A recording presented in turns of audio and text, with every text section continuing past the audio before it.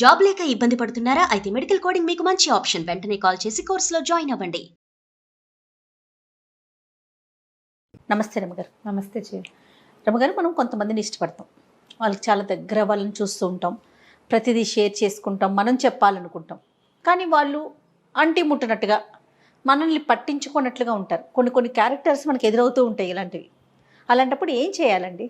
వాళ్ళ అటెన్షన్ మన మీద ఉండదు అసలు, కానీ మనకు మాత్రం పూర్తిగా ఉంటుంది. జనరల్గా ఇలాంటి ఇష్యూస్ మొగుడు పెళ్ళాల మధ్య ఉంటాయి జయ. అంతే. పొద్దున్న లేచి దగ్గర నుంచి సాయంత్రం దాకా అన్ని పనులు మనమే అందిస్తాం. ఒక్క మాట, మొగుడు పిల్లల మధ్య ఉంటేనే మనం ఇది ఎక్స్ప్రెస్ చేస్తాం అటెన్షన్ లేదని. ఏ అక్క చెల్లెళ్ళు అన్నదమ్ములు అనుకోండి, అయ్యో మాట్లాడట్లేదని కొన్ని రోజులు అనుకుంటా, పోనీ మాట్లాడిపోతే మాట్లాడిపోయారు, వాళ్ళకి నచ్చితే మాట్లాడతారు, లేకపోతే లేదు అనుకుంటాం. కదరమ్మ గారు. అవును. ఓన్లీ వైఫ్ అండ్ హస్బెండ్ మధ్య మాత్రమే ఏంటి మాట్లాడట్లా, ఎందుకు ఇట్లా ఉన్నారని ఎక్కువగా ఆలోచిస్తాం. మాట్లాడతారు కానీ ఏంటంటే నిర్లక్ష్యంగా ప్రవర్తిస్తారు. నీకు చెప్పేదేంటి, నీతో ఏంటి అన్నట్టుగా ప్రవర్తిస్తారు. ఆడ మగ కూడా చేస్తారు జయ. ఇది పెళ్ళాలు చేస్తారు, మొగుళ్ళు చేస్తారు. వాళ్ళు ఫీల్ అవుతారు, వీళ్ళు ఫీల్ అవుతారు. ఇప్పుడు ఆడవారికి సాగిద్దారమ్మ గారు. సాగుతుంది జయ. ఎందుకు సాగదు? ఎందుకు సాగదు? నిర్లక్ష్యం చేయటం అనేది. నిర్లక్ష్యం చేయటం, మా ఇష్టారాజ్యంగా ఉండటం, తన వాళ్ళకే ఇంపార్టెన్స్ ఇవ్వటం, తను అనుకున్నదే చేయటం. మెతగ్గా ఉండే భర్తలు లేరా లోకంలో? లేరనుకుంటున్నావు నువ్వు, నీ అనుభవం అలాంటిది. ఉన్నారు జయ, అట్లా కూడా ఉంటుంది. మేబీ రెండు ఉంటాయి కదా, ఒకటే రెండు ఉంటాయి, తప్పు. రెండు ఉంటాయి. ఎందుకంటే మనకి ఎలా అయిందంటే జయ, ఇదివరకటి కాలం వేరు.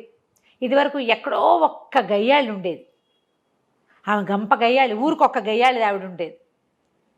మన చుట్టాల్లో పెద్ద సమూహంలో ఒక్క ఆవిడే నోరు గలది. అలాగే ఉండేవాళ్ళు.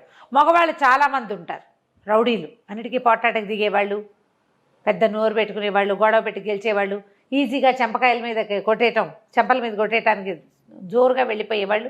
మగవాళ్ళు ఎక్కువ, ఆడవాళ్ళు తక్కువ పాతకాలపు సమాజంలో.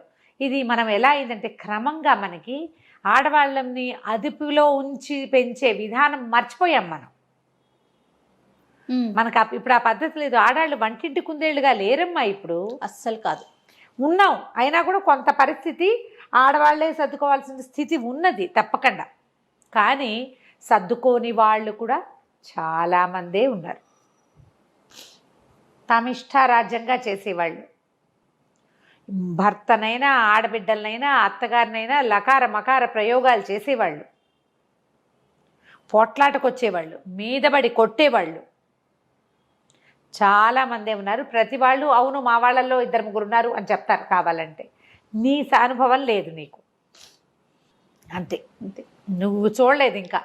నేను కేసులు చూస్తాను, మనుషుల్ని చూస్తాను, చుట్టుపక్కల చూస్తా, కథలు, పుస్తకాలు, పత్రికలు, పేపర్లు.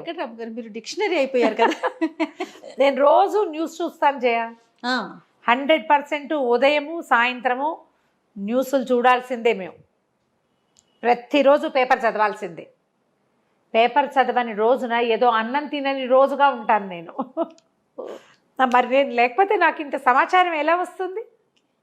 ఇలాంటి వాళ్ళు అన్ని చోట్ల ఉన్నారు, ఎప్పుడు ఉంటారు.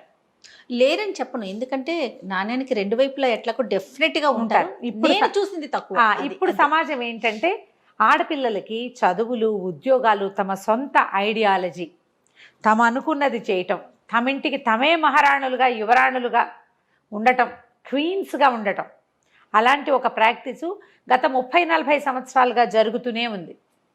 అయితే ఇప్పుడు మనం నిర్లక్ష్యం గురించి మాట్లాడుతున్నాం. వాళ్ళు వీళ్ళు కూడా చేయొచ్చు కదా. సాధారణంగా నిర్లక్ష్యానికి గురయ్యేసరికల్లా మనకి పెయిన్, దుఃఖం, పోట్లాట జనరల్గా జరిగేది కదా. వాదిస్తాం, పోట్లాడతాం, అడుగుతాం, క్వశ్చన్ చేస్తాం. ఏంటి నీ ఉద్దేశం? ఎందుకు మాట్లాడట్లా, లేదా ఎందుకు ఇలా చేసావు, నాకు చెప్పకుండా ఎందుకు చేసావు, నీతో పాటు నేను సమాన భాగస్వామిని కానా, ఇలాంటివి ఏవో నేను అన్నప్పుడు అప్పుడు అది చేయలేదా, ఇప్పుడు ఇది చేయలేదా, నేను అదంతా చేసా కదా అని నిలదీస్తాం. చిలికి చిలికి గాలివాని అయిపోతుంది. ఈ టీ కప్పులో తుఫాను ఒక్కొక్కసారి అమ్మాయి పుట్టింటికి వెళ్ళిపోవటానికి, లేదా ఈ అబ్బాయి వాకౌట్ చేయటానికి, లేదా కొట్టడానికి, అబ్యూజింగ్కి, మ్యాన్ హ్యాండ్లింగ్కి, అబ్యూజింగ్ అనుకోండి, మ్యాన్ హ్యాండ్లింగ్కి ఆడాళ్లే కొట్టే. అప్పుడు ఆడవాళ్ళు కూడా తిరగబడి వాళ్ళు కూడా ఓ చెంపకాయ కొట్టడానికి దారి తీస్తుంది. తీస్తోంది ఇవాళ రేపు. ఆడామగా ఒకళ్ళు కొట్టుకుంటున్న కేసులు డజన్ల కొద్దీ చూస్తున్నాం పేపర్లలో, టీవీలలో కూడా. నేను కూడా వింటున్నాను అనుకో. అవును, అబ్బాయి కొట్టాడు, అమ్మాయి కూడా కొట్టింది. సినిమాల్లో కూడా చూస్తాం. వీడు చెంపకాయ కొడితే ఆ అమ్మాయి ఇంతే ఉంటుంది పిచ్చకలాగా. అంత పెద్ద మగాడు ఎగిరెగిరి చెంపకాయలు కొట్టేస్తాను. దాన్ని మనం ఫన్నీగా నవ్వేసుకుంటున్నాం. నిజంగా అలా కొడితే జయ అసలు ఆ సంసారం నిలుస్తుందా? అదే కదా. చెప్పు, ఆడపిల్ల ఎవరో ఒకళ్ళు చెంపకాయ కొడుతుందా? లేదు రమ్మగారు, నేను కూడా విన్నానండి. అవునా? నేను విన్నాను రమ్మగారు, రీసెంట్గానే విన్నాను. ఇది మాత్రం విన్నా. ఇలా వెళ్ళిపోతాయి. మీరు గమనించండి, అవతల వాళ్ళు మీతో నిర్లక్ష్యంగా బిహేవ్ చేస్తున్నారంటే, చుట్టుపక్కల వాళ్ళు ఎవరైనా అయితే వాళ్ళని పక్కన పెట్టండి. మనం ఎక్కడా కాంప్రమైజ్ కావక్కర్లేదు. అడగండి ఒకసారి, పోట్లాటకి దిగద్దు.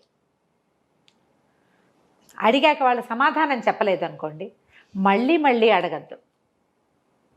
మీరు కూడా నిశ్శబ్దంగా ఉండడాన్ని ప్రాక్టీస్ చేయండి. కళ్ళు ఐ కాంటాక్ట్ ఇవ్వద్దు. అన్నం పెట్టేటప్పుడు కూడా ఐ కాంటాక్ట్ ఇవ్వద్దు.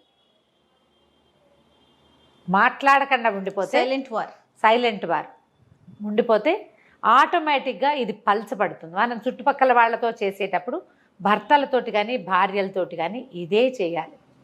మొహం తప్పించాలి.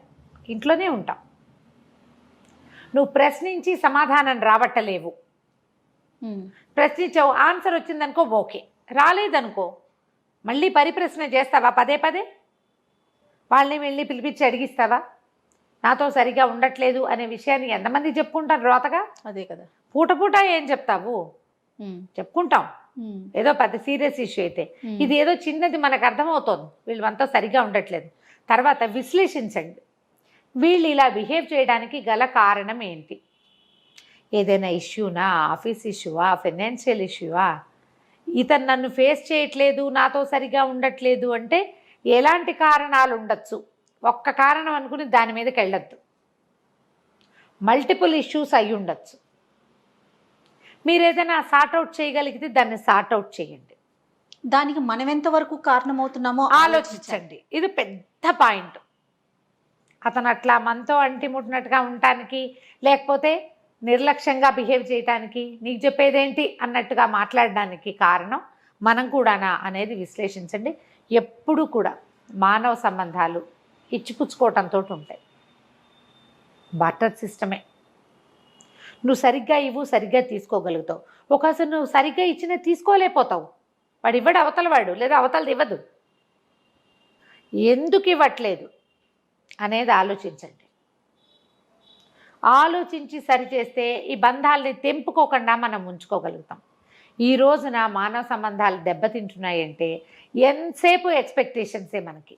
ఎప్పుడు అవును గారు, ఎక్స్పెక్టేషన్స్. తర్వాత నువ్వు ఇచ్చేటప్పుడేమో నీకు పొదుపు, నీకు బోల్డన్ జస్టిఫికేషన్స్ ఉంటాయి నువ్వు సరిగ్గా చేయకపోవటానికి. అదే జస్టిఫికేషన్ అవతల వాళ్ళకు ఉంటుందని మనం ఆలోచించము. అవును, నువ్వు ఏదో వేళకు అన్నం వండలేదు ఈరోజు, నీకు 100 ఉంటాయి కారణాలు. నువ్వు పొద్దున్నే లేవలేకపోయావు, దానికి రాత్రి నిద్ర పట్టలేదు, పిల్లాడు ఏడ్చాడు, వాకిట్లో ఎవరో వచ్చారు, 2-3 ఫోన్లు ఎక్స్ట్రా వచ్చినాయి, పాల కింద చేయి జారి పడిపోయింది, లిస్ట్ చెప్తావు. అతను లేటుగా వస్తే నువ్వు ఓ కారణం ఊహించుకుని దాని మీదే మాట్లాడతావు. ఇలాంటి నాకు వచ్చిన 1/2 డజన్ జస్టిఫికేషన్స్ అతను చెప్తే నువ్వు కథ చెప్తున్నావు అనకూడదు. పొద్దున్న నువ్వు చెప్పింది కూడా కథే, పొద్దున మనం చెప్పింది కూడా కథే. చేయలేకపోయాం. అవును, ఆ చేయలేకపోవటం అవతల వాళ్ళకి కూడా ఉంటుందని మనం అనుకోవాలి. మగవాళ్ళకి ఆడవాళ్ళకి కూడా అర్థం కావాలి.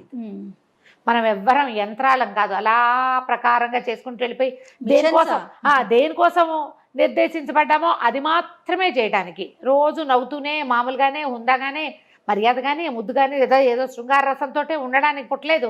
మనుషులు కాదు మనం. వాక్యూమ్ క్లీనర్ లాగా దాని దుమ్మ దులుపుకుని పోర్ట్లోకి వెళ్ళి కూర్చుంటుంది వాక్యూమ్ క్లీనర్. అట్లా మనుషులు చేయలేకపోతాం. ఎలా చేస్తామండి మనం? ఆడ చేయలేదు, మనం ఇప్పుడు ఇంట్లో ఉన్నట్టు ఆఫీస్లో ఉంటాము, ఆఫీస్లో ఉన్నట్టు బాస్తో బిహేవ్ చేస్తాము, చేయలేం కదా. మారిపోతాం కదా. పైగా మన సర్కమ్స్టాన్సెస్, సిచ్యువేషన్స్ అంతే కదా. రకరకాల ఈవెంట్స్, రకరకాల మనుషులు, మనం కలిసేటువంటి మనుషుల తాలూకు వివిధమైన ప్రవర్తనలు, అవన్నీ కూడా మన జీవితానికి కారణమవుతాయి. ఇలా ఏదైనా ఎదుర్కొంటున్నాము అని అనిపిస్తే సింపుల్ క్వశ్చన్స్ తోటి సరిపెట్టండి.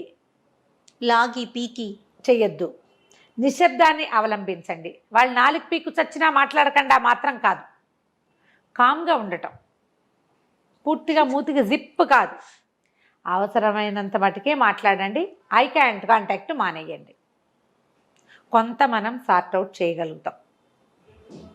ఇంకా పరిస్థితి ముదిరిపోతే క్లోజ్ రిలేటివ్స్ ఎవరితోటైనా పంచుకోండి. ఆ రిలేటివ్ ఎలా ఉండాలంటే అవతల వాడిని ప్రశ్నించగలిగేటట్టుగా, అమ్మాయినితోటి మాట్లాడగలిగేటట్టుగా, ఏం జరిగింది అని మీ మధ్యలో ఉండేలాగా మాట్లాడుకునేలాగా చూసుకోండి. దీనికి మీరు ఏం చేయాలి? మానవ సంబంధాలు పెంచుకోవాలి. 100% అండి. మీ ఇద్దరితోటి మాట్లాడగలిగే ఒక మిడిల్ మ్యాన్ ఉండాలి కదా. Man or women, middle one family. మీ అమ్మా నాన్నకి చెప్తే నిన్ను వెనకేసుకొస్తారు, నువ్వే కరెక్ట్. వాళ్ళ అమ్మా నాన్నకి వెళ్తే మొగాడు అలాగే ఉంటాడు, అలా పిచ్చి మాటలు మాట్లాడతారు వాళ్ళు కదా. వాళ్ళమ్మా నాన్న మీ అమ్మా నాన్న కాకుండా మధ్య మార్గంగా చక్కగా ఒక స్నేహితులు కుటుంబమో, ఒక ఫ్రెండ్సో, ఒక ఫ్యామిలీయో, కజిన్సో, ఒక ఫ్యామిలీని ఉంచుకోండి. అందరూ కూడా దీన్ని మెయింటైన్ చేయాలి. ఈ మధ్య మార్గం ఉంటే మీకు ఈ సార్ట్అవుట్ చేసుకోవడానికి చాలా హాయిగా ఉంటుంది. మీరు వాళ్ళకి మధ్యవర్తిగా ఉండండి, వాళ్ళు మీకు మధ్యవర్తిగా ఉంటారు. మీ ఇద్దరు కలిసి ఇంకొకళ్ళకి మధ్యవర్తిగా ఉండండి. ఇలా కాపాడుకుంటే మనం ఏంటంటే ఈ ఫ్యామిలీ ఇష్యూస్ని ఈజీగా సార్ట్అవుట్ చేసుకోగలుగుతాం. ఎవరి నిర్లక్ష్యాన్నైనా భరించడం చాలా కష్టం చేయాలి. ఆ నిర్లక్ష్యానికి గురైన వారికే తెలుస్తుందండి. ఏముంది, మీకు కడుపు నిండా తిండి పెడుతున్నారు, మంచి గుడ్డలు ఉన్నాయి, బట్టలు ఉన్నాయి, ఉండటానికి ఇల్లు ఉంది, పిల్లలు ఉన్నారు, ఇంకేంటి అనుకుంటారు. కానీ ఆ నిర్లక్ష్యం అనేది ఎక్స్ప్రెస్ చేయలేకపోతారు రమ్మగారు. చాలా నొప్పి కలిగిస్తుంది, కుంగిపోతూ ఉంటారు కదండి. చాలా నొప్పి కలిగిస్తుంది. దాన్ని ఈజీగా లాగేయద్దు, మెల్లిగా ఒక్కొక్క చిక్కు విడదీసి సెట్ చేసుకోండమ్మా. ఆడ కానీ మొగ కానీ ఆలోచించి పని చేయాల్సిన పరిస్థితి ఇది. కోపం తెచ్చుకున్నారా చింపేసుకుంటాం, చిరిగిపోతుంది అంతా. తర్వాత మనం దీన్ని సార్ట్అవుట్ చేయలేము. దీన్ని కుట్లేయటం కష్టం. ఓ గీత చిరిగింది అనుకో ఈజీగా కుట్టేస్తాం. బదబదాలుగా అడదిడ్డంగా చిరిగిపోతే మనం దాన్ని ఎట్లా సార్ట్అవుట్ చేస్తాం? పడేయటమే, చేయలేకపోతాం, వదిలిపెట్టేయాల్సి వస్తుంది. వదిలేదాకా తెచ్చుకోవద్దు. రైట్. అంతే. నమస్తే రమ్మగారు. నమస్తే.